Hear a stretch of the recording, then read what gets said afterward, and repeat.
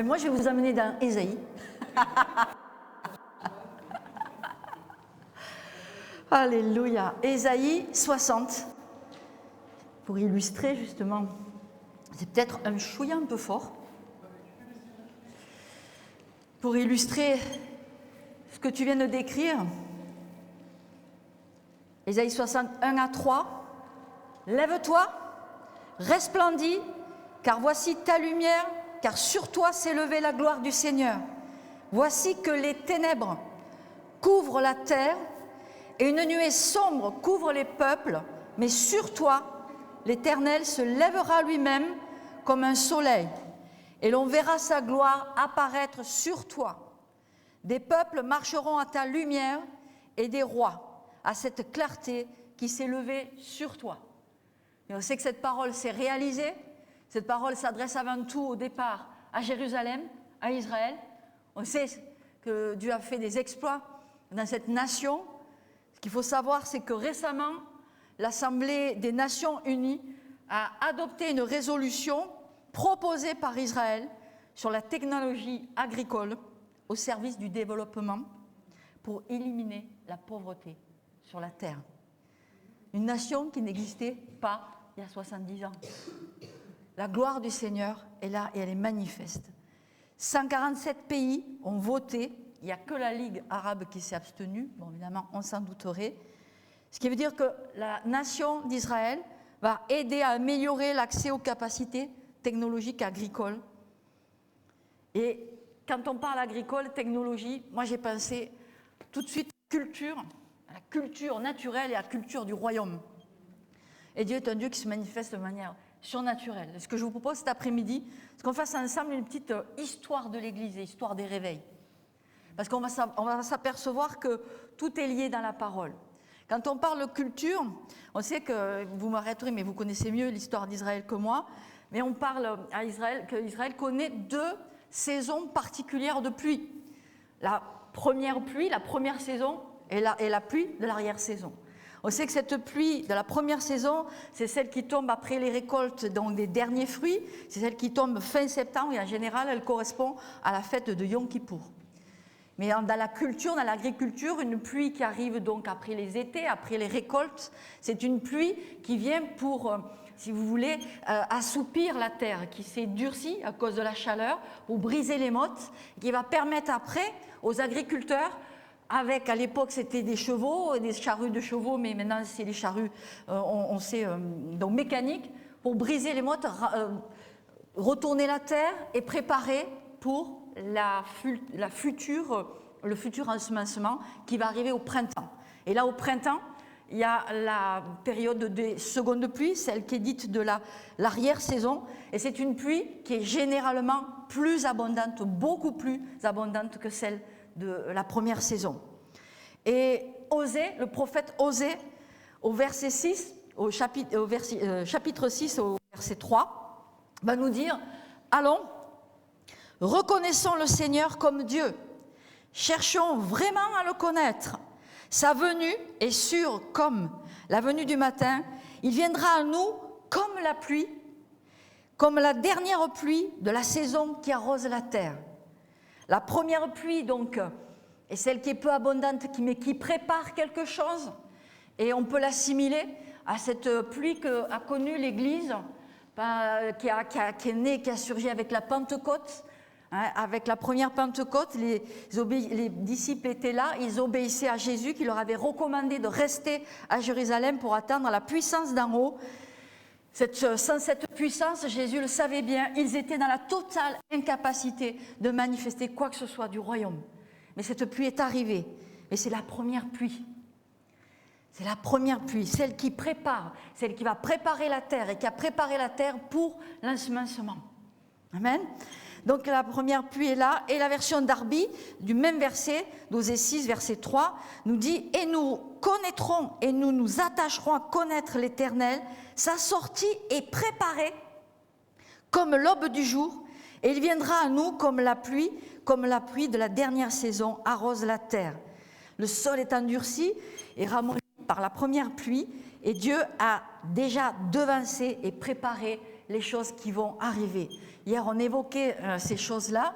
On sait que pendant la période des Quakers à Congénie, peu avant que les Quakers viennent à Congénie, il y avait un certain nombre de personnes qui avaient eu soudainement le désir d'apprendre à lire et à écrire. Ces gens-là qui étaient des illettrés, qui parlaient le provençal, le patois, ont eu à cœur de se payer un précepteur qui était à l'époque un professeur, cours privé, pour apprendre à lire et à parler le français.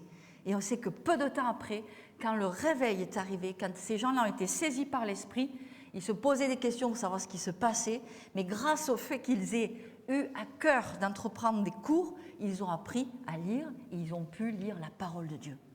Dieu avait déjà préparé et avait devancé les choses. Amen. Donc en fait, Zacharie va nous dire plus loin de demander la pluie. Zacharie 10 au verset 1 nous dit « Demandez à l'Éternel la pluie au temps des pluies de l'arrière-saison. » On retrouve encore cette pluie de l'arrière-saison. « L'Éternel produira des éclairs. Il donnera la pluie abondante et à chacun de l'herbe dans son champ. » Et à chacun de l'herbe dans son champ. C'est cette pluie de l'arrière-saison, cette pluie plus abondante à cette époque de l'année. Et on retrouve également mention de cette pluie abondante dans Joël 2, verset 23. « Demandez à l'Éternel la pluie au temps des pluies de l'arrière-saison. L'Éternel produira des éclairs. Il donnera une pluie abondante à chacun, l'herbe de son champ. » C'est le même verset, sauf que je l'ai lu dans une autre version. Donc on voit demander, on voit également des promesses d'envoi de pluie. Mais ce qu'il y a dans ce verset, c'est que c'est la première pluie de l'arrière-saison et la première pluie qui vont être là ensemble. Il y a une pluie encore plus abondante qui se prépare. Dieu promet d'envoyer la pluie. On a déclaré tout à l'heure dans Isaïe 53 que ces paroles se sont réalisées. Ce que Dieu promet, il le réalise. Et il n'est pas l'homme pour mentir et pour se repentir. Ce qu'il déclare va arriver. Donc la pluie, les amis, elle est toujours contenue dans les nuages. Elle est toujours là, la pluie. Mais en fait, ce qu'il nous faut, c'est l'attirer, cette pluie, la faire venir. L'attirer comment? Par ce que les prophètes nous disent, demandez à l'Éternel la pluie. Il faut l'attirer, aller la chercher, cette pluie. Zacharie nous dit également, demandez de la pluie, puisqu'elle est préparée. Le Seigneur a préparé quelque chose, elle est en préparation, elle est déjà dans les nuages. Le Seigneur demande de la demander. Alors en fait, je vais conter cette nouvelle histoire de l'Église à travers des âges. Nous voulons évoquer les actes des apôtres. Moi, ce qui m'intéresse, c'est vraiment savoir ce que le Seigneur a en préparation. Il était question d'un serviteur de Dieu qui est parti, mais qui avait ouvert quelque chose, qui était un pionnier. Et puis tout à l'heure, on a prié pour les enfants parce que quelque part, Patrick disait aussi que voilà, nous sommes la génération issue de Jésus. Comment le Seigneur a préparé des choses dans le temps? Qu'est-ce qui s'est passé du temps des actes des apôtres jusqu'à nos jours? Alors bien évidemment, je n'ai pas le temps tout cet après-midi de rentrer dans les détails. Mais ce qui est important, c'est de savoir qu'il y a eu des vagues, une première vague. Bien sûr, on sait que quand la persécution est arrivée, l'Église s'est dispersée dans le monde entier et les hommes et les femmes remplis du Saint-Esprit, remplis de feu, allaient de lieu en lieu et il y avait des choses extraordinaires qui se passaient. On sait aussi que quand disons que c'était on appelle ça les empereurs romains ont voulu freiner ce mouvement, et bien il y a eu Constantin qui a eu l'idée quelque part de mettre le contrôle sur ce mouvement et de commencer à le légitimer. Et c'est comme ça qu'il a fait en sorte que les chrétiens soient quelque part insérés dans le gouvernement, j'allais dire, mondial, mondain de l'époque. Et on a commencé à créer le clergé, les évêques, etc. Et vous connaissez le système de l'Église catholique romaine. Et ce que c'est devenu jusqu'à la Réforme. Alors là, on plonge dans le temps et on arrive en fait avec Martin Luther qui a ouvert donc une première période. On est en 1483, naissance de Martin Luther. Et donc, vous connaissez l'histoire aussi. Je vais passer très rapidement là-dessus. Sinon, il y a le film de Martin Luther qui retrace très bien cela. On voit ce moine qui avait soif de connaître plus d'authenticité dans sa relation avec Dieu. Et au cours d'un voyage à Rome, il est excédé. Il est en fait c'est-à-dire dégoûté par ce qu'il voit. D'abord, ces indulgences, acheter le salut alors que les gens sont pauvres. Et on voit les gens qui mendient, qui sont pauvres, et on voit toujours les soldats du clergé venir chercher plus de pièces, etc. Mais il est surtout excédé de voir les abus et le comportement qui n'était pas sain du tout de ce clergé. La suite, vous la connaissez. Il prend cette révolte pour chercher Dieu. Mais lui, à l'époque, il voulait chercher Dieu, mais tout en restant fidèle à l'Église. Et puis il va s'apercevoir au cours de son périple que ce n'est pas tout à fait possible. Donc la clé de la révélation de Martin Luther, c'est Romains 3, 8, c'est-à-dire en fait le salut par la foi et non par les œuvres. Mais on voit véritablement que cet homme va commencer à annoncer un certain nombre de principes, comme à savoir l'autorité des Écritures, seulement les Écritures, et non pas les écrits du clergé et la hiérarchie catholique. Et il devint un instrument de liberté pour le Seigneur, et il a effectivement donc inspiré plusieurs après lui. Mais ce qu'il faut comprendre, c'est que Martin Luther avait une compréhension, une révélation limitée à l'époque. Ça n'empêchait pas ce qu'il a vécu, il l'a vécu, mais ça n'empêche pas à côté qu'il avait un certain nombre de visions qui étaient finalement sémites.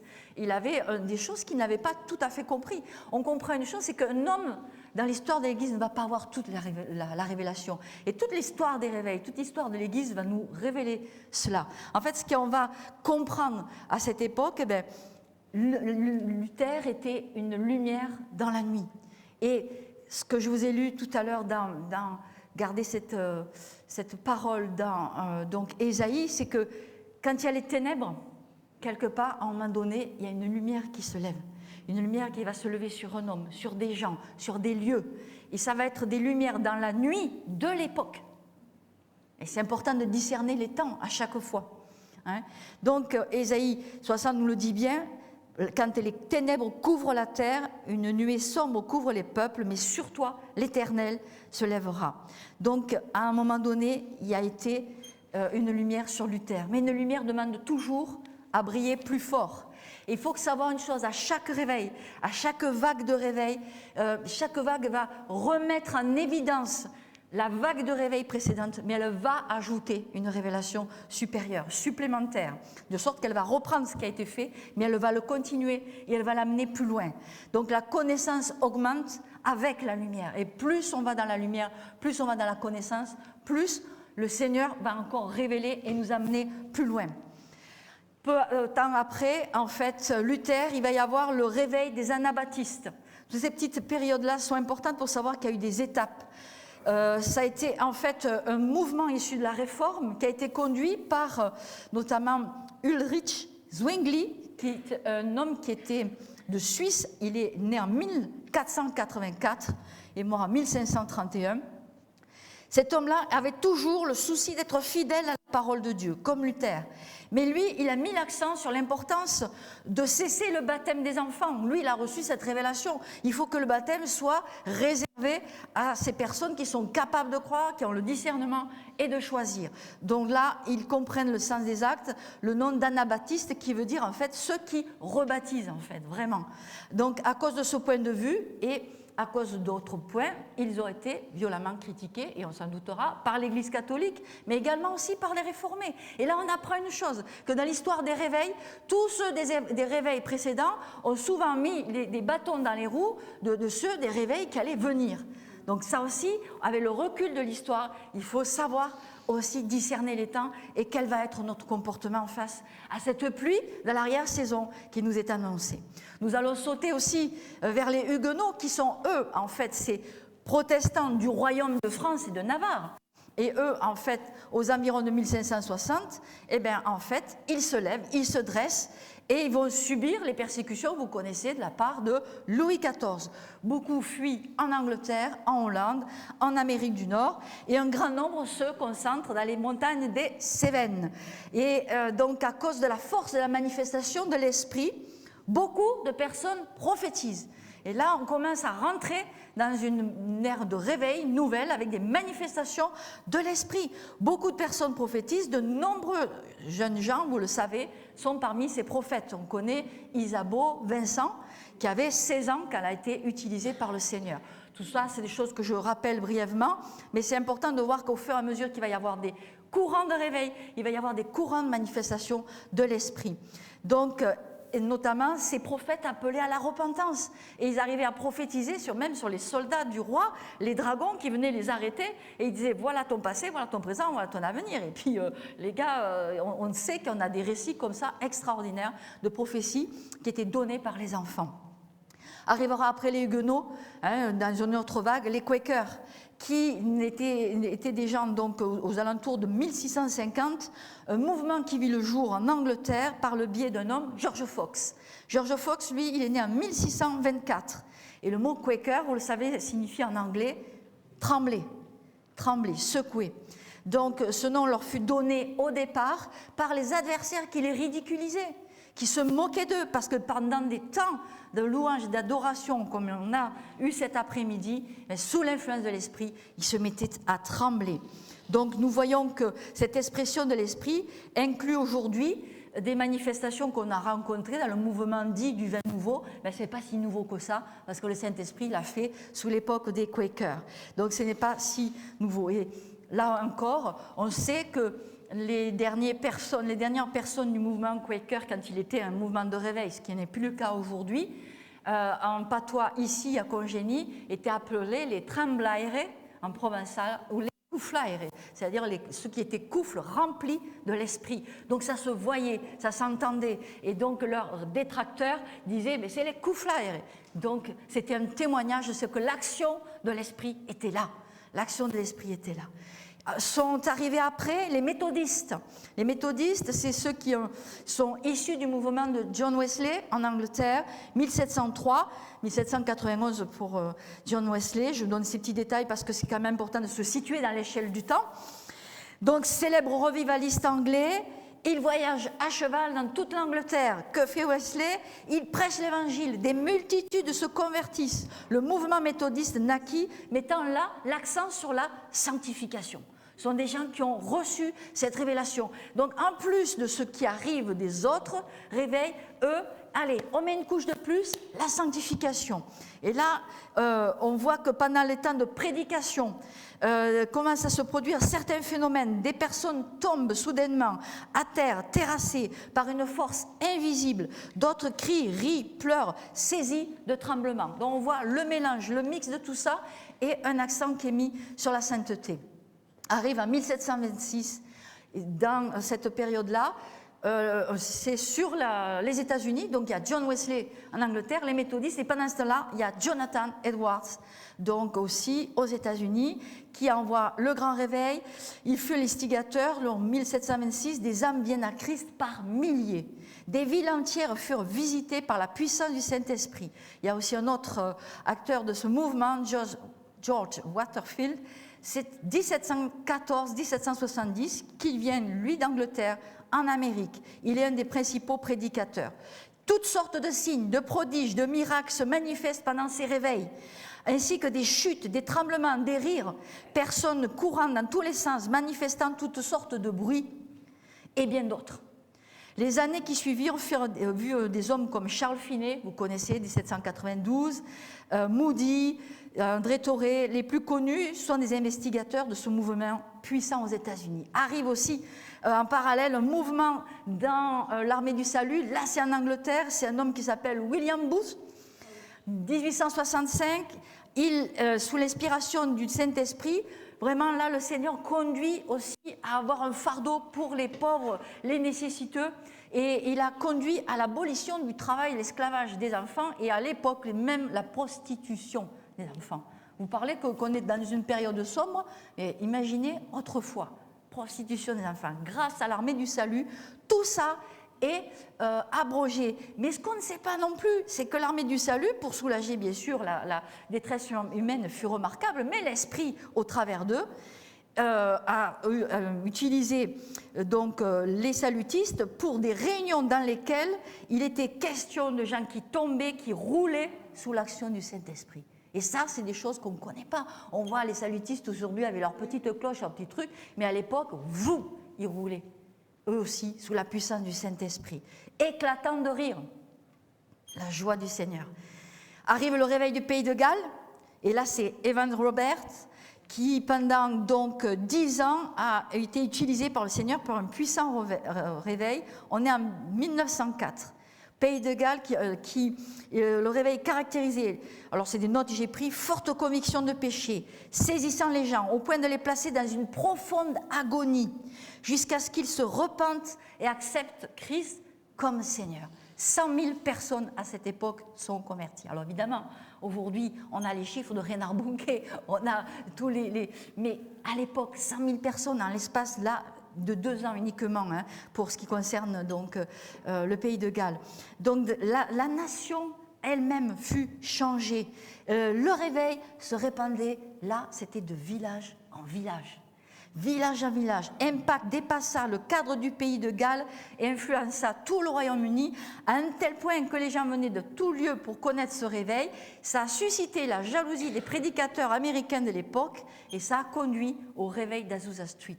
Pourquoi ? Parce que les gens qui avaient faim et soif de ce qu'ils avaient entendu se passer au pays de Galles voulaient aussi le réveil et ont prié dans ce sens de ce qu'on a vu tout à l'heure, ces prophètes Osée et Zacharie, et en fait, on cherchait la face de Dieu. Et là, ce sont des hommes qui se retrouvent, vous le savez, dans une grange. L'instigateur fut William Seymour. On est en 1870, en Californie, à Azusa Street, et on sait que ça a été la deuxième vague de réveil, puissante après, effectivement, le réveil de Luther, et qui a amené le mouvement des pentecôtistes. Si le réveil d'Azusa Street ne dura que 3 ans, il a eu un impact extraordinaire. Des milliers de visiteurs viennent de tous les États-Unis, du monde entier, pour attraper le feu. Un mouvement pentecôtiste qui a été représenté ensuite par les Assemblées de Dieu. C'est un feu qui se répand dans le monde. Les gens ont été, à ce moment-là, traités de fanatiques et de sectes. Une chose que l'on constatera aussi dans tous les réveils, c'est qu'avec le réveil, avec tous les signes du réveil, vont se lever chaque fois des mouvements d'opposition. Et si vous lisez la vie de tous ces gens, ils vont connaître de la critique. Certains vont connaître, comme Paul, des jets de pierre et auront leur vie miraculeusement sauvée comme ça, alors qu'on était en train de les lapider. Et ce n'est pas en Israël, c'est en Europe, dans une certaine époque. Est arrivé à partir de ce moment-là beaucoup de vagues de réveil, de guérison divine, guérison physique. Et là, ça correspondait à une pluie nouvelle, des choses qui n'étaient pas connues jusqu'à présent. Grand mouvement de réveil. Le Seigneur a levé des hommes. On est en 1905. Des hommes comme William Branham, Oral Roberts, 1937, Jacques Allen.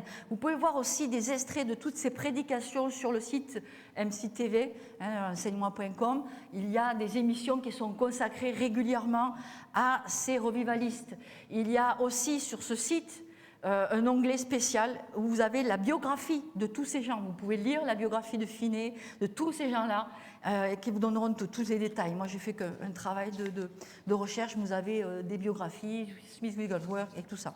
Donc, ce qui est intéressant, c'est que là, on va avoir cette vague qui va inspirer d'autres serviteurs qui vont naître beaucoup plus tard, comme T.L. Osborne. C'est des gens qui vont partir sur le champ missionnaire, accompagnés de grandes onctions et de grandes manifestations de l'esprit. Et là, à partir de là, ces serviteurs, comme Oral Roberts, on est dans les années 35, 50, ils vont commencer à utiliser les médias, la radio, et ils vont filmer leurs réunions. Et eux, ce sont les spécialistes, vous avez entendu parler de ces grandes réunions sous tente. C'était les réunions sous chapiteau. Et là, on arrivait par vague. C'était une manifestation à l'époque des réunions. Est arrivé après une période dite de réveil charismatique. Et là, c'était un réveil qui a traversé les églises traditionnelles, aussi bien les catholiques que les protestants, les méthodistes qui déjà recommençaient à ronronner, et de nouveau un renouveau de l'esprit. Le réveil charismatique a surtout insisté sur le baptême en langue. Les gens se remettaient à nouveau à parler en langue et à manifester les dons de l'esprit. Mais en fait, là aussi, très vite, l'Église catholique va le canaliser pour le réserver à certaines réunions spécifiques, réservées en fait au clergé ou certaines réunions privées, mais elle ne va pas aller dans ce réveil. Elle ne va pas vraiment le pousser, puisque ça sera qu'une frange un petit peu marginale de l'Église catholique qui va aller dans ce réveil. Cette réforme va toucher l'Église anglicane aussi, qui vont voir en leur sein beaucoup de conversions, de guérisons et de baptêmes dans le Saint-Esprit. Donc arrive là-dessus, en parallèle, on est dans les années 60, un mouvement, le Jesus People. Ce mouvement-là est issu des hippies, qui eux voulaient une vie différente, sauf que ces hippies, ils la cherchaient avec l'herbe et la marijuana, tandis que le mouvement du Jesus People, c'est des gens qui ont voulu chercher la connexion avec le Seigneur, et là se démarquer, et aussi le Seigneur a fait beaucoup de choses au milieu de ces jeunes-là. Et va arriver donc une troisième vague qui est encore en cours aujourd'hui, qui a commencé par des serviteurs donc comme Kenneth Hagin, une vague où on a eu beaucoup d'enseignants de la parole de la foi, Kenneth Hagin, Kenyon, des églises comme John Wimber, qui a eu le mouvement du Vineyard. Ça a été des mouvements qui ont mis aussi beaucoup l'accent sur l'adoration, sur la louange qui devient beaucoup plus vivante, sur les intercesseurs qui font des équipes. Tout ça, ce sont des plus chaque fois du Saint-Esprit à des mouvements qui existaient déjà. D'autres sont rentrés sous diverses formes dans cette troisième vague.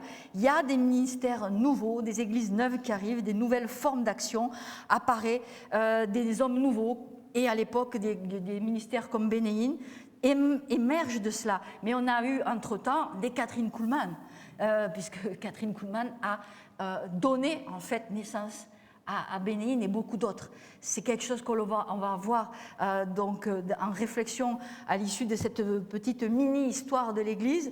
Et il y a eu ce vin nouveau et mouvement prophétique, 1994, Toronto, Pensacola, mouvement très, très décrié. Et pourtant, c'est dans ce temps que le Seigneur a envoyé un rafraîchissement, plus qu'un réveil en fait. Ça a été un rafraîchissement des gens qui venaient pour être touchés dans l'esprit, pour connaître une dimension plus profonde qui n'avait pas été en fait explorée jusqu'à présent.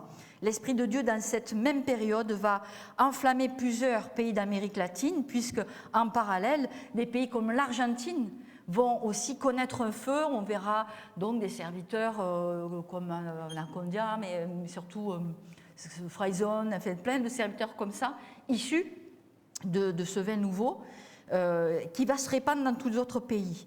Donc ces ministères prophétiques vont aussi intervenir à cette période-là, comme Rick Joyner, et c'est des gens qui sont toujours là aujourd'hui. Qu'est-ce qu'il faut retenir ici de ces mouvements? C'est-à-dire qu'en fait, ça m'a vraiment interpellée quand tu as parlé de ça, c'est qu'une partie de notre identité d'aujourd'hui dépend de l'histoire de l'Église d'hier. Et ça, c'est quelque chose auquel il faut être attentif. Il y a quelque chose qui est en marche tout le temps. On comprend aujourd'hui qui on est si on comprend ce qui s'est passé hier et vers quoi on va. Donc cette étude des réveils me permet toujours, moi continuellement, je me dis mais c'est quoi? C'est pas des choses comme ça qui se sont arrêtées dans l'échelle du temps, puis tiens il s'est passé ça, puis il s'est passé ça. Il faut se dire que lui, l'esprit, est en perpétuel mouvement et il a une finalité derrière tout ça. Donc aujourd'hui, qu'est-ce qu'on voit? On voit en fait dans la planète, dans toute cette histoire de l'Église, beaucoup plus de convertis, beaucoup plus de gens à Jésus que du temps des Actes des Apôtres. Et Martial, tu as rappelé la dernière fois ce passage dans Matthieu 24 où on sait qu'il est dit que cette bonne nouvelle sera annoncée dans le monde entier. Et en fait, j'avais eu moi l'occasion dans un message précédent l'occasion de vous parler de Matthieu 13, 39, où Jésus explique dans une parabole que la moisson, c'est la fin du monde. On est dans ces temps où on parle de cette moisson. C'est vrai qu'on parle de culture, de pluie, et on va voir ce que disait Finet là-dessus. Finet disait qu'en fait, il n'y a pas de réveil si on n'est pas prêt à faire la même chose que pour une culture. C'est-à-dire, en fait, la pluie, l'arrosage, par des prières, par des temps de recherche de la présence de Dieu, mais en même temps, des temps où on va casser les mottes, où on va se laisser casser nous-mêmes, où on va se laisser briser par l'action du Saint-Esprit, et où on va travailler, ensemencer, et puis bien sûr, laisser le Saint-Esprit faire le reste comme un laboureur, comme un paysan. Une fois qu'il a fait son travail, il va laisser la nature, mais en fait, cette vie qui est dans la graine, percer et faire pousser. C'est le message de Dieu à son Église aujourd'hui. Un grand réveil vient. moi je le crois, il va se répandre à une échelle mondiale. La prophétesse Patricia King parle de cyber-évangélisation.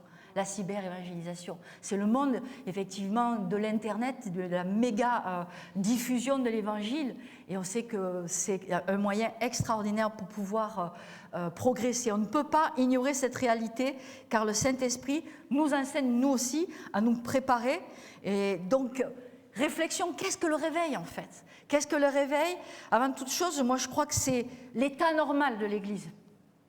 C'est l'état normal de l'Église. C'est-à-dire qu'il est normal dans l'Église qu'on prie pour les malades. Il est normal dans l'Église que le surnaturel ait sa place. Il est normal dans l'Église que l'on prêche la bonne nouvelle et que des gens soient convaincus de péché par le biais du Saint-Esprit. Et c'est normal dans l'Église de vivre cette dimension. Mais on a vu que ces vagues sont arrivées parce que bien souvent, l'Église n'arrivait pas à rester sur le réveil et finissait par s'endormir ou peut-être instituer des choses qui finissaient par le bloquer. C'est un constat, l'Église va tomber dans un état de sommeil. Et vous savez que quand on parle des vierges folles et des vierges sages, les deux groupes de vierges sont tombés dans le sommeil, sauf qu'il y en avait qui ont fait des provisions, parce qu'elles avaient eu à un moment donné cette recherche pour faire des provisions, cette attitude à laquelle nous sommes invités. Et quand on parle des temps dans lesquels nous trouvons, qu'est-ce qu'il est dit? Jésus nous dit, mais veillez, priez. Et Jésus, il invite l'épouse à se préparer. Il vient chercher une épouse qui se prépare. Et il vient chercher une épouse pas ramollo, raplapla, il vient chercher une épouse sans tache ni ride, glorieuse. Donc c'est une épouse qui se prépare. Donc le constat, c'est que lorsqu'on se relâche, le peuple retourne au sommeil. Et il est de nouveau, en fait, dominé par ses ennemis. Et on n'a qu'à regarder l'histoire d'Israël. On sait que chaque fois que le peuple ou les rois ou les dirigeants ou les juges ou les prophètes, peu importe les gens qui étaient à la tête des nations, chaque fois qu'ils étaient fidèles à la loi de l'Éternel, ils avaient le dessus sur leur ennemi. Mais à chaque fois qu'ils s'assoupissaient et qu'ils se laissaient détourner et qu'ils regardaient ce que faisaient les autres nations, de nouveau Israël donc faiblissait. Et en fait aujourd'hui, parler du réveil, ça veut dire que de la même manière que ces gens-là ont vécu, parce que quand on étudie la vie de ces gens-là, ce sont des gens qui avaient une vie de prière, mais qui ont répondu à quoi? Qui ont répondu au souffle du Saint-Esprit qui venait sur eux. Ils se sont laissés toucher, ils se sont laissés remplir et ils se sont laissés utiliser par le Saint-Esprit. Si j'ai le temps, je vous lirai, j'ai pris quelques bouquins, des témoignages encore d'aujourd'hui, de gens même qui appréhendent quand le Seigneur leur dit aujourd'hui c'est toi qui vas prêcher. Ah non Seigneur, la dernière fois, mais non, c'est pas possible. Et chaque fois qu'ils ouvrent la bouche, les choses se passent. Mais ils y vont peut-être contre leur gré parce que leur chair ne veut pas aller sur le pupitre ou aller là où le Seigneur leur demande. Et en fait, le Saint-Esprit fait des choses extraordinaires. Ça me faisait penser à un jour, Reinhard Bonnke, il y avait une réunion où il était prévu, et puis il voit une de ses assistantes et puis lui dit « Maintenant c'est toi qui y vas. » Ah non. Et en fait, il y avait des milliers de personnes qui attendaient. Ah non. Et elle reculait. Et puis il dit « Allez, vas-y. » Et effectivement, quand elle est arrivée, elle a fait quelque chose d'extraordinaire. Ce qui est extraordinaire, c'est que Reinhard Bonnke, ce jour-là, il n'avait pas la vedette, il a eu l'humilité d'écouter le Saint-Esprit et de laisser le Saint-Esprit agir et de faire en sorte que, tout simplement, les choses se passent comme le Saint-Esprit l'avait décidé. Lui, il avait programmé de prêcher, et le Saint-Esprit avait programmé que c'était sa collaboratrice. Et c'est Susan Heinting, je ne sais pas si vous la connaissez, des fois elle vient en Suisse, elle est une femme très imposante. Et elle était au départ très, très intimidée, et elle ne savait pas du tout comment s'y prendre. Et son récit est très, très marrant. J'ai eu l'occasion d'écouter son témoignage. C'est quand on se met à sa place quand on écoute ça. Donc la question se pose, c'est qu'est-ce qui s'est passé? Néanmoins, ces gens, quand ils recherchaient et qui se laissaient remplir, par les choses de l'esprit, toutes ces choses-là sont arrivées. C'est avant tout ça, le réveil, c'est avant tout quelque chose qui concerne l'Église. Et quand l'Église se laisse visiter par le réveil, là, effectivement, les gens du dehors le voient et sont attirés par ce qui se passe. C'est lorsque l'Église bouge que les puissances des ténèbres, effectivement, reculent et sont donc mis dehors et pris à défaut. Il faut apprendre donc effectivement à libérer la vie de l'esprit. Et c'est toujours quelque chose qui doit nous interpeller. Est-ce qu'on est dans la culture du royaume ou est-ce qu'on est dans notre culture française, la culture qu'on a héritée? Si notre culture française nous dit peut-être « Ah, mais ce n'est pas forcément politiquement correct de faire ça », est-ce qu'on est prêt, à un moment donné, à dire « Mais moi, je suis de la culture du royaume ». Et dans la culture du royaume, Dieu guérit, Dieu sauve, Dieu bénit, Dieu fait des choses extraordinaires et même des choses extravagantes. Et ça, c'est vrai, c'est la culture du royaume. Alors, en fait, vous connaissez tout ce passage, je ne vais pas l'analyser, c'est 2 Chroniques 7, 14 à 16, où on dit « Si mon peuple, sur qui est invoqué mon nom, s'humilie, prie, cherche ma face, il se détourne de ses mauvaises voies, j'exaucerai des cieux, je pardonnerai son péché, je guérirai son pays. » Moi, ce que je vois là-dedans, c'est que Dieu veut guérir les pays. Dieu veut guérir cette nation de France. Elle a besoin de guérison. Elle a besoin de guérison. Hier, j'étais particulièrement interpellée puisque j'assistais à la rentrée solennelle du tribunal judiciaire. Et effectivement, là, il y avait toutes les sommités de la région, que ce soit, il y avait même un général d'armée, il y avait évidemment le préfet, tous les corps les plus importants de la région. Et même la directrice de la prison, des hommages étaient faits au travail de tous ces gens. Et j'étais là, je priais en langue, j'écoutais les discours. D'abord, le discours du procureur a commencé par « Au commencement était le Verbe ». Et là, je me suis dit « Seigneur, je rêve ». Et il a parlé de la parole qui doit être libre, de la parole qui permet d'avancer, la parole qui permet de créer. Oh, j'étais là, mais je priais en langue, je dis « Gloire à Dieu ». Et j'ai prié en langue tout le long, pendant ce discours. Et là, je réfléchissais, je me disais « Mais il y a là des gens qui font des efforts, qui travaillent tard le soir ». Évidemment, le constat à peine caché, c'est que ce pays était en ruine et qu'il y avait même des réformes qu'on n'arrivait pas à appliquer. Mais ce que je trouvais extraordinaire, c'est qu'en fait, il y avait là toute une série de gens de bonne volonté qui travaillent tard le soir, d'arrache-pied, qui sont là pour faire tenir un système. Il y a un manque de moyens dans les prisons, etc. Et je me disais, waouh Seigneur, merci, parce que ces gens ne quittent pas le navire. Et ils sont là. Et je me dis, Seigneur, c'est le moment de guérir ce pays, parce qu'il y a des gens qui se tiennent quand même sur la brèche pour que ça marche dans ce pays. Envoie ton feu, envoie ton souffle dans ce pays. Donc effectivement, je ne vais pas rentrer dans les détails, mais on sait que dans toutes ces vagues de réveil et tous ces, disons, ces acteurs du réveil, Finet et les autres, vont tous dire qu'un réveil, il y a un prix. C'est un prix, c'est un coût, c'est une consécration, c'est écouter l'esprit, c'est faire de ce que l'esprit nous dit une priorité. Et cela nous dit que Dieu n'a pas décidé de faire le réveil tout seul, dans le sens qu'on a toujours tendance à se dire « mais Dieu, il fait le réveil quand il veut, etc. » Mais je crois qu'on oublie que Dieu, il n'a pas décidé de faire ça tout seul. Il a décidé de passer par nous. Il a choisi son Église. Donc ça veut dire qu'on va faire notre part. Et je crois qu'on l'a fait. Chaque fois qu'on entend ces témoignages, on sait qu'on est avide, on est vraiment désireux de voir la main de Dieu agir dans la vie de nos concitoyens, de nos semblables, dans nos familles, dans notre travail. On est dans cette marche-là. Et là, je veux vous encourager au travers donc de cette intervention cet après-midi. Qu'est-ce qui reste de tout ça ? Il y a encore des hommes issus, ne serait-ce que du réveil de Toronto, il y a encore des John Arnott, il y a encore des Randy Clark qui sont dans des réunions qui impactent les autres. Il y a des impartitions d'onction et ce qui font que tous ces gens-là, dans le monde entier, ils touchent des gens et ces gens qui sont des simples personnes qui viennent à des temps de prière deviennent des missionnaires, touchent des nations, touchent des quartiers. Je ne veux pas faire long en vous citant toutes ces histoires-là, mais la première, vous la connaissez, c'est Heidi Baker. Heidi Baker, le Seigneur a fait en sorte que ça soit la mère Teresa, j'allais dire charismatique, mais on sait très bien que la puissance de Dieu agit en elle, mais de façon extraordinaire. Personne ne peut réussir ce qu'elle a fait si ce n'est par l'impact du Saint-Esprit. Je crois que là-dessus, c'est bien clair. Elle a traversé l'opposition, toutes les maladies.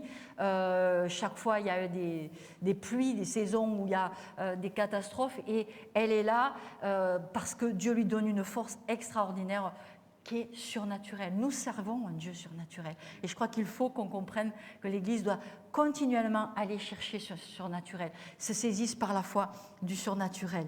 Donc, je ne sais pas si vous avez vu cette semaine sur justement MCTV, le film de Samson, l'histoire de Samson. Alors regardez-le si vous pouvez voir la rediffusion sur enseignement.com. Vous voyez cette histoire de Samson, et là vous voyez effectivement cette histoire absolument extraordinaire, l'histoire des mâchoires, etc.